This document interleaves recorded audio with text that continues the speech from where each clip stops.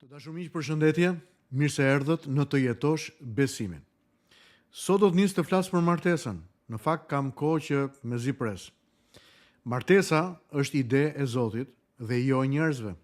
Zanafilla kapitulli 2 vargu 24 na tregon, prandaj burri do të lër atin dhe nënën e vet dhe do të bashkohet me gruan e tij dhe do të jetë një mish i vetëm. Tregohet një histori mbi jetën e Abraham Lincolnit, presidentit të famshëm të Shteteve Bashkuara të Amerikës, një nga figurat më të rëndësishme të historisë moderne. Gjejmë një të vërtetë të thellë në jetën e tij mbi martesën.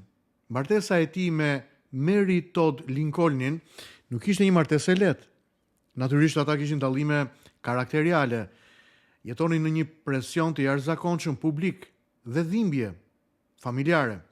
Megjithë këtë, Lincolni nuk e trajtoi martesën si një marrëveshje të përkohshme, por si një përkushtim që kërkonte besnikëri edhe kur kushtoi. Ai e kuptonte se disa institucione nuk mbahen nga komoditeti, por nga beslidhja. Ashtu si një ure projektuar sipas ligjeve të fizikës nuk mund të qëndrojë po të injorosh planet. Edhe martesa shembet kur ne i shmangemi projektit të saj fillestar. Së pari, më lejoni t'ju them që martesa nuk është pikje e kulturës. Para se të kishte kombe, ligje, tradita, familje, Zoti krijoi martesën. Ai është ideatori, themeluesi, bërësi i martesës. Nuk ka diçka më të mirë që i është dhënë njeriut për të trashëguar jetën, familjen dhe këtë planet.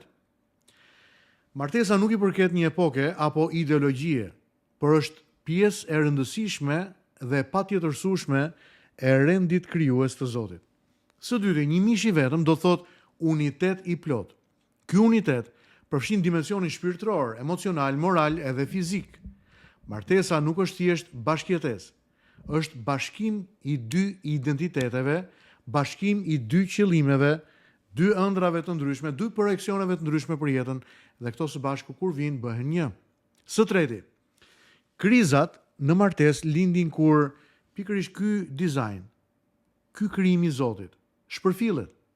Shumë dështime nuk vinë sepse martesa është e gabuar, por sepse ne përpiqemi ta riformatojmë sipas dëshirave tona, jo sipas urtësisë së krijuesit ton. Pyetjet që un kam për ju janë pikërisht këto. Si e shoh martesën? Si beslidhje përpara Zotit apo si një kontratë që prishet kur nuk funksionon? Ku jam duke devijuar nga projekti hyjnor? Tek falja, tek besnikëria që kërkohet të martesë, tek përgjegjësimarrja apo tek përkushtimi? Çfarë hapash konkret duhet të bëj sot? Të rikthej lutjen, dialogun e ndershëm në martesë dhe përkushtimin? Natyrisht jam i bindur që po. E di që të gjithë ne kemi shumë nevojë për të përkushtuar në martesë, për të marrë përgjegjësi, për të dëgjuar njëri tjetrin. Por mbi të gjitha këto, për të besuar që martesa jon nuk është diçka që ka ardhur si rrethonjë aksidenti, por është brenda projektit hyjnor të Zotit. Le të lutemi së bashku. Perëndi dashur, të falenderoj ty për krijimin e martesës. Të falenderoj që martesa është dhurata jote. Ndaj më ndihmo, na ndihmo që ta nderojmë dhe ta vlerësojmë si të tillë.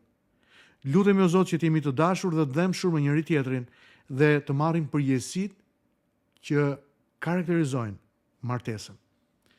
Zot, bekoj burrat dhe gratë, bekoj martesat e tyre, beko familjen dhe fëmijët e tyre. Unë lutem në emrin e Jezusit. Amen.